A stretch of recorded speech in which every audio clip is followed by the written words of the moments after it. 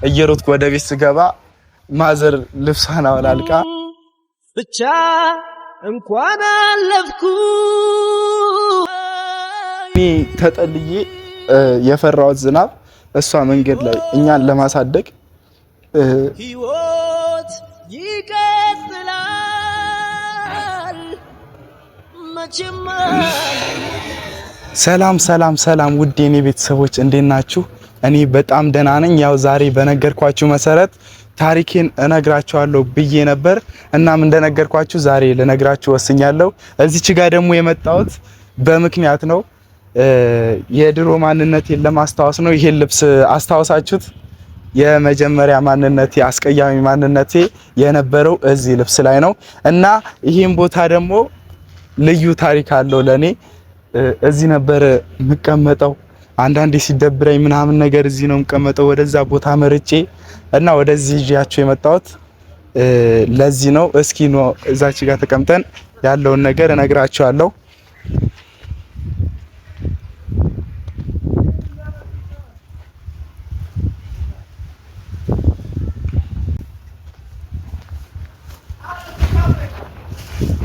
ያው እንግዲህ እንደምታዩት እዚህ አካባቢ ነው የኛ ቤታችን። የጎዳና ልጅ ቤት የለውም እንደምታውቁት፣ ባገኘው ቦታ ነው የሚተኛው እና እኔ አብዝቼ የምቀመጠው እዚህ አካባቢ ነው። ምሳ ለመብላት ነው ማለት ለመቀፈል 10 ብር ምናምን እንትን እያልን ለመጠየቅ ነው ወደ ከተማ ወደ መስመሩ ምናምን የሚሄደው እና እዛውም ለምሊ ስለምታገኘኝ ነው አንዳንዴ ስትወጣ ስገባ ወደዛ የምቀመጠው አብዝቼ ማለት ነው። ለዛ ነው እና ውድ የኔ ቤተሰቦች የኔ ታሪክ የሚጀምረው ከ5 ዓመት በፊት ነው።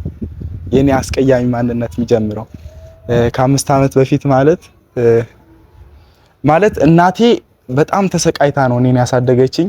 በችግርና በስቃይ ነው እኔንና ልጆቿን ያሳደገችው። ማለት ምን ያገናኘዋል ካላችሁኝ፣ ፋዘር እኛ ትምህርት እንድናቆም በጭራሽ አይፈልግም ነበር። ማለት ለኛ አስቦ ነው እንድንማርለት ይፈልግ ነበር። እኛ ግን የእናታችን ስቃይ ማየት አያስችለንም። ፋዘር እንደምታውቁት ስራ ካቆመ ቆይቷል። ብዙም ከስራ ጋር አብሮ አይሄድምና እኛ ደግሞ እንድንማርለት ይፈልግ ነበር። ማዘር ስትሰቃይ ደግሞ እኛ አላስቻለንም። እየወጣን ከትምህርት ቤት እየፎረፍን ትምህርት እየቀረን እንሰራ ነበር። ምክንያቱም ልጆች አሉ፣ የቤት ክራይ ነበር በዛን ሰዓት፣ የልጆች የትምህርት ቤት አለ፣ በጣም ብዙ ነገር አለ። ያን ነገር ያሉ ወጪ የምትሸፍነው እናታችን ስለነበረች 28 ዓመት ሆኗታል የምር ገበያ ውስጥ ስራ ከጀመረች። ፀሐይ ብርዱ ምንም ሳትል ደግሞ ማለት የሁሉም ሰው እናቶች በእንደዚህ አይነት ስቃይ ነው ያለፉት። የኛው ግን ለየት የሚያደርገው ነገር ብቻዋን እኛን ጠብቃ ለ28 ዓመት ደከመኝ ሰለችኝ ሳትል በፀሐይ ብርድ ምናምን ብላ እኛን ያሳደገችን በእንደዛ አይነት ሁኔታ ነው። እኛ ያን ደግሞ በቃ በአይናችን እያየን ስለሆነ በጣም ከበደን። የምር በጣም ይከብዳል። ሁሌ ስቃይ እያየን ስለሆነ በጣም ይከብዳልና እኛ ትምህርት ለማቆም ከሁለት አንዳችን ትምህርት ለማቆም ወሰነ። ፋዘር ግን በጭራሽ አልፈቀደልንም። ሁሌ መጨቃጨቅ ሆነ ስራችን እኔና ፋዘር። እኔ ደግሞ በተፈጥሮዬ እልህ አለብኝ። እግዚአብሔርን በጣም ነው የምናደደው። የሆነ ነገር ሲለኝ አያስችለኝም። ለኛ ብሎ እኮ ነው በነገራችን ላይ ለኛ ብሎ አትልቀቁም ምናምን ይለናል። ግን አልተሳካልንማ። የተሻለ ኑሮ ብንኖር ኖሮን እየተማርን ቢሆን አንድ ነገር ነው፣ ግን አልሆነም። እኔ ሁሌ ከሱ ጋር መጨቃጨቅ ሆነ ስራችን። ሁሌ እንጣላለን ምናምን። እንደዛም ሆኖ ግን የፋዘርን ምክር መጣስ አልፈለኩም። እየተጣላንም ቢሆን ትምህርት መቀጠል ጀመርኩኝ ማለት ነው። ትምህርት እየተማርን አንድ ቀን ወንድሜ ይቀራል፣ አንድ ቀን እኔ እቀራለሁ። ያው ያለውን ነገር ትምህርት ቤት ከትምህርት መልስ ምናምን ማሸጊያ ወረቀት እየሸጥን ጋሪ ገበያ ውስጥ እየገፋን በጣም ብዙ አይነት ስራ ሰርተናል ከወንድሜ ጋር። እንደዛም ሆኖ አላ ምሳ ትበላላችሁ ምን አለ በጣም ብዙ ወጪ አለ፣ አይቻልም። እንደምንም ገፍተን የዛሬ 1 ዓመት ከ6 ወር ከ7 ወር አካባቢ ምን ሆነ መሰላችሁ? በጣም ኃይለኛ ዝናብ ዘነበ ማለት ነው። የሆነ ቀን በጣም ኃይለኛ ዝናብ፣ እኔ ስራ ሰርቼ ከገበያ በጊዜ ነው የመጣሁት። እየመጣው ዝናብ ሲዘንብ ቶሎ ብዬ ፈርቼ ተጠለልኩኝ ማለት ነው። ከሚገርማችሁ ነገር ዝናቡ በጣም ከመዝነቡ የተነሳ ውስጥ ላይ ቤት ውስጥ ራሱ ሆኜ ያስፈራል። የሚያስፈራ ዝናብ ነው እና ያ ዝናብ እንደምንም አልፌ ሲመሻሽ ቤት ላይ ወደ ቤት ሄድኩኝ። ትንሽ ሲቀንስ ማለት ነው። እየሮጥኩ ስገባ ቤት 1 ሰዓት አካባቢ ነው። እየሮጥኩ ወደ ቤት ስገባ ማዘር ልብሷን አውላልቃ እንትን ማለት ልብሷን አውልቃ እሳት እየሞቀች ነው። ያ ሁሉ ዝናብ እኔ ተጠልዬ የፈራሁት ዝናብ እሷ ላይ ወርዷል ማለት ነው። ያ ዝናብ ሙሉ እሷ ላይ ዘንቦ ከነቃዋ ቤት ስገባ እሷ ላይ ዘንቦ ነው ያየሁት። አላስቻለኝም። ቤት ገብቼ ብቻዬን ያለቀስኩት እግዚአብሔርን በጣም ነው ያለቀስኩት እግዚአብሔርን ከምሬ ነው። እና እኔ ተጠልዬ የፈራሁት ዝናብ እሷ መንገድ ላይ እኛን ለማሳደግ ብላ ዝናቡን፣ ብርዱን፣ ፀሐዩን ተቋቁማ ማታ ስገባ ዝናቡ እሷ ላይ ዘንቦ ማታ 1 ሰዓት አካባቢ ነው ስገባ አየዋትና በቃ ልሳኔ ነው የተዘጋው። እግዚአብሔርን ማውራት አቃተኝ። ምንድነው ስላት እየሳቀች ዝናቡ ዘንቦብኝ አለች እና ማወራው ነገር ጠፋብኝ። ቤት ገብቼ ስለ አድኖ ላይ ተንበርክኬ ነው የጸለይኩት። ማርያም በጣም አለቀስኩ እግዚአብሔርን ከምሬ ነው እና አለቀስኩኝ። ከዛን ቀን ጀምሮ አባቴ የራሱ ጉዳይ ነው ያልኩት። እግዚአብሔር ምስክሬ ነው አልዋሻችሁም። የራሱ ጉዳይ ነው ያልኩት። ትምህርቴን ለማቆም እኔና ወንድሜ ተመካክረን እኔ ትምህርቴን እለቃለሁ። እሱ በጣም ጎበዝም ስለነበር ትምህርቱን እንዲያቆም አልፈለኩም። ጎበዝ ነው፣ እኔ ያናህልም ነኝ እና እኔ ትምህርቴን ለመልቀቅ ወሰንኩኝ። አባቴ አልሰማም አልኩት ማለት ነው። አባቴ አልሰማም፣ የራስ ጉዳይ፣ እኔ በራሴ መንገድ ትምህርቴን አቆም ስለሱ ሳልነግረው አቆምኩኝ ማለት ነው። ግን እንደዛም ሆኖ ፋዘር ሁሌ በቃ እኔን መጣላት ሆነ ስራው። ለምን ትምህርት ታቆማለህ ምናምን ሁሌ እንጣላለን። የዛሬ 1 አመት ከ5 ወር ደግሞ ስራ ውዬ ማምሻ ስገባ ለምን ቤት አለኝ ብለህ መጣ ምናምን ነገር አለኝ። ማለት እሱ ትምህርት እንድጀምር ፈልጎ ሊቆጣኝ ፈልጎ ነው እንጂ በሌላ ነገር አስቦ አይደለም። ከዛ ለምን ትገባለህ አለኝ። እኔ አይመለከትም ነው ያልኩት። እግዚአብሔርን አልዋሻችሁም። ለዛኔ ነው በቃ በጣም አስቀይሜዋለሁ ብዬ ያሰብኩት የዛኔ ነው። አይመለከትም፣ እናቴ እንደዚህ ሆናብኝ እኔ በሰላም ትምህርቴን መቀጠል አልችልም። ሀብታም ሆኜ ራሱ የምቀጥለው ትምህርት ነው፣ ግን እናቴ እያየኋት ተሰቃይታብኝ እኔ ትምህርት አልቀጥልም ብዬው ትምህርቴን አቆምኩኝ። አልሰማም አልኩት። የዛኔ በቃ በጣም ተበጠበጠ ሰፈራችን ምናምን አጋጋል ነው። እኔ መልህ አለብኝ፣ ረብሻ ተፈጠረ። እኔ ደግሞ በጣም ተናድጄ በለቱ ለወንድሜ እናቴን አደራ ብዬ ወጣው ከቤት ማለት ነው። ልቤ በንዴትና በትዕቢት ስለተሞላ ከቤት ወጣው። አዲስ አበባ ሄጄ ስራ ሰርቼ እናቴን እጦራለሁ ብዬ ማለት ነው። ግን እንዳሰብኩት አልተሳካልኝም። ትንሽዬም ስልክ ነበረችኝ በሰዓቱ 5000 ብር የገዛው ስልክ፣ እሱን ሽጬ ትንሽ በ700 ብር ምደውልበት ስልክ ገዝቼ ቀጥታ ወደ አዲስ አበባ ሄድኩኝ። እንደገባው ምግብም ሳልበላ ስራ ፍለጋ ነው የሄድኩት። ስራ ፍለጋ ነው የጀመርኩት እና ስራ ፍለጋ ዞርኩኝ። በቃ 3 ቀን 4 ቀን ምናምን ነገር ከዛም በላይ ሄደ ማለት ነው። ስራ ግን ላገኝ አልቻልኩም። ምንም እንዳሰብኩት ሊሆንልኝ አልቻለም። እዛው ስራ ፈለኩኝ። የያዝኳት ብር በጣም ትንሽዬ ነች። በሰዓቱ አልጋ 300 ብር ነበር። ምሳ በቀን አንዴ ነው በላው እና እየቆጠብኩም በቃ ሊበቃኝ አልቻለም። 1200 ብር ምናምን ነገር ተረፈኝ ማለት ነው። በዛም ብር ስራ መፈለግ አልቻልኩም ማለት በቃ ሁሉም ነገር ተደበላለቀብኝ። እግዚአብሔር ምን እንደምሆን ግራ ገባኝ። ውጪ ልደር፣ ጎዳና ላይ ልደር፣ ያችን 300 ብር ለማትረፍ ለመቆጠብ ማለት ነው። እና እንዳሰብኩት አልሆነልኝም። መርካቶ ገብቼ ዝም ብዬ መስራት ጀመርኩ። በቃ እንደ ሌባ እንዲህ በቃ መዞር ጀመርኩ ማለት ነው። ምንም ስራ የለም። አንዱ ስራ ስጠይቅ ሌባ ነው መስለው። በእርግጥ እነሱ ላይ መፍረድ አይቻልም። ምክንያቱም ጊዜው ነው ያስብላል። እንዲህ ቁልጭ እያልኩ ስራ አለ ወይ የሚሰራ ስራ አለ ወይ ብዬ ስጠይቅ በግራ አይናቸው ነው ያዩኝ። እግዚአብሔርን በግራ አይናቸው ነው ያዩኝ። ማለት እነሱም ልክ ናቸው፣ አይፈረድባቸውም። በሰዓቱ ዝም ብሎ ቀጥታ ዘው ብሎ ገብቶ ስራ መጠየቅ አይሆንም። እና ለኔ ከባዱ ነገር እዚች ጋር ነው የተፈጠረው። የኔ በጣም አስቀያሚ ወደዚህ ህይወት ልገባበት የቻልኩበት ነገር እዚች ጋር ነው የተፈጠረው። ምን ሆነ መሰላችሁ? ወዛደር ሲሉ ሰማውኝና ለምን እንደዚህ አልሰራም ብዬ ቀጥታ ያስኩት ማለት ነው። እቃውን እኔ ሸከማለሁ ብዬ ያስኩት እና በሰዓቱ አዲስ አበባም ለመጀመሪያ የነበረ አዲስ አበባ ሄጄ አላውቅም፣ ብዙ አላውቀውም። እሷ ከኋላ ላይ እየተከተለችኝ ነው፣ መንገድ እየመራችኝ ማነው ከፊት ለፊት እየተከተለችኝ ነው። እኔ ተሸክሜ ያለው እንዲቃውን ተሸክሜ እንትን እያልኩ ነው። ዘንቢልና የሆነ ሽንኩርት ነገር ነው ይዤ እየሄድኩ ነው ፊት ለፊት ላይ። ከዛ መርካቶ ያው ታውቁታላችሁ፣ በጣም ውስብስብ ነው። የሆነ ሰዓት ስውር አለችብኝ። ያሸከመች ስራ ያሰራችልኝ ሰው ተሰወረችብኝ። ከዛ እሷ መፈለገው ነው ስራዬ። በቃ አላውቀውም። መርካቶ እሷ በምትመራኝ መንገድ ነው የሚሄደው። ምንም አውቀው ነገር የለም። ዞርኩኝ በጣም ብዙ ሰዓት፣ ቢያንስ ለ30 ለ40 ደቂቃ እሷን ፍለጋ ዞርኩኝ። ከዛ በኋላ እሷ ለካ እቃውን ተሸክሜ እየሄድኩ መስሏት እያለቀሰች ምናምን ነገር፣ ለባለ አካባቢ ነው እያለቀሰች ምናምን ነገር እየጮኸች ሰው ተሰብስቦ እንትን እያላት ነው።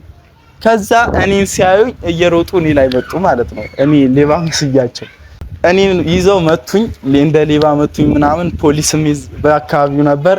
ፖሊስ መጣና እኔን ይዞኝ ገባ ማለት ነው። ወደ እስር ቤት ፖሊስ ይዞኝ ገባ። ባላደረኩት ነገር 2 ወር ከ1 ሳምንት እስር ቤት ቆየው ማለት ነው። ከእስር ቤት ስወጣ ሁሉም ነገር መጀመሪያ ያስጠላኝው አሁንም በቃ እኔ ራሴን ለማጥፋት ወሰንኩኝ። መከላከያ ለመሄድ ወሰንኩኝ። ያላደረኩት ነገር የለም። እግዚአብሔርን በሰዓቱ በጣም ይከብዳል። ወንድ ልጅ አጥቶ እናቴን ለማገዝ ነው የወጣሁት። እናቴ በቃ ማለት በሰዓቱ 1 አመት ራሱ መታገስ አልችልም። እናቴን ሀብታሞኝ እናቴን ለመቀየር 1 አመት ማለት ነው። ግን 1 አመት ከ5 ወር ያለ ምክንያት ዝም ብዬ አባከንኩት እና እስር ቤት እንደወጣው አሁንም ስራ መፈለግ ሆነ። ስልኬ እዛውን የተወሰደው ሲመቱኝ ነው የተወሰደው። እንዳለ የዛኔ ጠባሳው አለ የመቱኝ ማለት ነው። ብቻ በጣም ነው የመቱኝ። እኔ በማላውቀው ነገር 2 ወር ከ1 ሳምንት እስር ቤት ገባው። እስር ቤት ገብቼ ስወጣ ግን ሁሉም በቃ እንደ አዲስ ነው የሆነብኝ ሀገሩ። በጣም ብዙ ቤተሰብ አለኝ፣ ግን ማለት ብዙ ስላችሁ አጎቶቼ አክስቶቼ እዛ አሉ። ነገር ግን ወደ እነሱ መግባት አልፈልግም። ከቤተሰቦቼ ጋር ሆኜ ምለወጥ ስላልመሰለኝ ማለት ነው። እኔ ከቤተሰብ ጋር ሆኜ ልለወጥም አልለወጥም ብዬ ነው ማስበው። እነሱም ጋር አልሄድኩም። በማላውቀው ሀገር ወደ ቤተሰብ ወደ ወንድሜ ምናምን ደውዬ አላውቅም። በሰዓቱ ምን ያስቡ እንዴት ይሁኑ ልጄ ብላ እናቴ በጣም ብዙ ነገር ልትሆን ትችላለች፣ አላውቅም። ምንም አውቀው ነገር የለም። ግን እዛ ሆኜ ከእስር ቤት እንደወጣው አሁንም ስራ መፈለግ ጀመርኩ፣ ተስፋ ሳልቆርጥ። 1-2 ቀን እንትን አልኩኝ። ያው ብር አልያዝኩም ብያቸዋለሁ። ብር ሳልይዝ በቃ 10 ብር 20 ብር እንትንልና መርካቶ ውስጥ አንዴ ፒያሳ ምናምን እየዞርኩኝ ማለት ነው። የዛኔ ስሙን ሁሉ አላውቀውም። እየዞርኩኝ ብር ሳጣ ስራ ሳጣ ማለት አንዳንዴ እሰራለሁ እንትን ተሸክሜ ምናምን 20 ብር 30 ብር አገኛለሁ። በዛ በ20 ብር በ30 ብር ዳቦ ምናምን በልቼ እውላለሁ። ሳላገኝ ስቀር ደግሞ ሆቴል ቤት እየሄድኩ ትራፊ ምናምን እየተቀበልኩ እዛው መብላት ጀመርኩ ማለት ነው። እና ሳላስበው በቃ ጎዳና ብር ስለሌለኝ መንገድ ላይ ምናምን አድራለሁ፣ ከፖሊሶች ጋር ከደንቦች ጋር እየተራራጥኩ ምናምን። በጣም ከባድ ላይፍ ነው እግዚአብሔርን። በነገራችን ላይ እግዚአብሔር ምስክሬ ነው፣ በሽተኛ በጣም ከጎዳና ተዳዳሪ በሽተኛ አሪፍ ኑሮ ይኖራል። ምክንያቱም በሽተኛ አስታማሚ ያለው አይዞህ የሚለው አለ፣ ከጎኑ የሚረዳው አለ፣ መድኃኒት የሚገዛለት ሰው አለ። ይሄ ግን 1 ቀን ቢራብ ምንም አይዞ የሚለው ሰው የለም። የጎዳና ተዳዳሪ በቃ ሱሴ ነው፣ አንዴ ሌባ ነው፣ አንዴ በቃ ለመፍረድ ሲሆን ነው የጎዳና ልጅ የሚጠራው ማለት ነው። እናም እንደነገርኳችሁ ሳላስበው ዛሬ ነገ ስራ አገኛለሁ፣ ዛሬ ነገ ስራ አገኛለሁ፣ ከዛሬ ነገ እያልኩኝ ጎዳና ላይ ወደቅኩ ማለት ነው። ሳልፈልገው ቤተሰቦችንም ሳላሳድግ እናቴንም እዛው ለእናቴ እንደወጣው ሳልገባ ባለፈው በቀደሙ ቪዲዮ ካስታወሳችሁ ለኔ ብለ ወጥተህ ምናምን ቀረህብኝ ምናምን ነገር ብላለች ካስታወሳችሁ። ማለት እኔ እንደዛ እንድትለኝ አልፈልግም። እሷ ለኔ ብላ ከተወለደች ጀምሮ ለኔ ብላ እንደወጣች እስከዛሬ አልተመለሰችም። ካሁን በኋላ እንድትሰቃይብኝ አልፈልግም። እግዚአብሔር ምስክሬ ነው። በቃ ቅድም የነገርኳችሁ የዝናቡ ላይፍ በቃ በሳምንት 2-3 ይገጥማታል። እኔ አሁን እሱ እንደ ትንሽዬ በቃ አንድ እንደ ምሳሌ ነው የነገርኳችሁ። ለ28 ዓመት ከምናምን ነው ገበያ መስራት ከጀመረች። አንዴ ቲማቲም ተራ ምናምን በቃ ያለውን ነገር እየሰራችን ያሳደገችን እና አዲስ አበባ ላይ ስራ መስራት ጀመርኩ። ያጎቴ ልጅ ደፍሬ በቃ ልጠይቀው ብዬ ቤተሰብ ጋር ልስራ እዚህ ጎዳና ላይ ከምሆን ቤተሰብ ጋር በቃ አቀርቅሬ አንገቴን ደፍቼ ልስራ ብዬ ወስኜ ደግሞ ያጎቴ ልጅ ጋር ሲሄድ ገራጅ ቤት ነው ምናምን ነው ዝም ብሎ በረዳትነትም በ100 ብር ምናምን ነገር ብዬ ጠየቅኩት እና እስኪ ቆይ እደውልልሃለሁ ምናምን ያለኝ። በቃ እንደ ቤተሰብ አይደለም እንደ ባዳ ራሱ እንደዛ ማውራት ይከብዳል። እግዚአብሔርን በቃ እደውልልሃለሁ እስኪ ምናምን ሂድ አለኝ እና ምሳ በልተሃል ወይ ምናምን ነገር አላለኝም። እና በቃ ያ ነገር ውስጥ ገባ፣ በደሜ ውስጥ ነው የተቀረጸው። ማንም ሰው ከወደክ በኋላ በቃ ይገፋል ነው። እግዚአብሔርን ማለት እንደወደቅን እንቀራለን ምናምን ሳይሆን መማር አለብን። በቃ የሰው ልጅ ይወድቃል፣ ስተት ይሰራል። ግን ዋናው ነገር ወድቆ አለመቅረት ነው። እና በዛ ሰዓት በቃ ውስጤ እንደሌላ ነገር አሰብኩኝ። ዘመድ የሚባል ነገር ከነ ላላገኝ ወሰንኩኝ።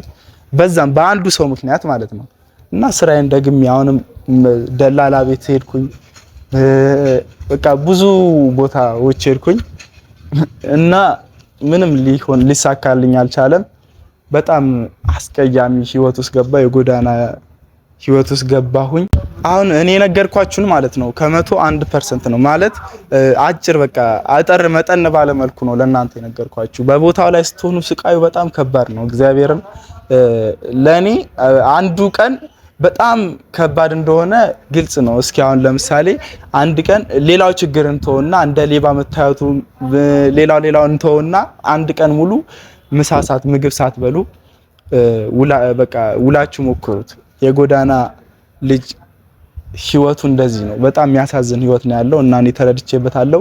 ማለት አሁን ሙሉን አልነገርኳችሁም፣ ቀስ በቀስ ምነግራችሁ ይሆናል ስላችሁ በቪዲዮ መልክ ማለት ነው አስተማሪ ነገር እና ከዛን ቀን በኋላ 6 ወር ሆነኝ እዛው እየለመንኩ መናኸሪያም ለምኜ በቃ እንትን እያልኩኝ እየሰበሰብኩኝ እየከፈልኩኝ ትራንስፖርት በዛን ሰዓት 280 ብር ነበር።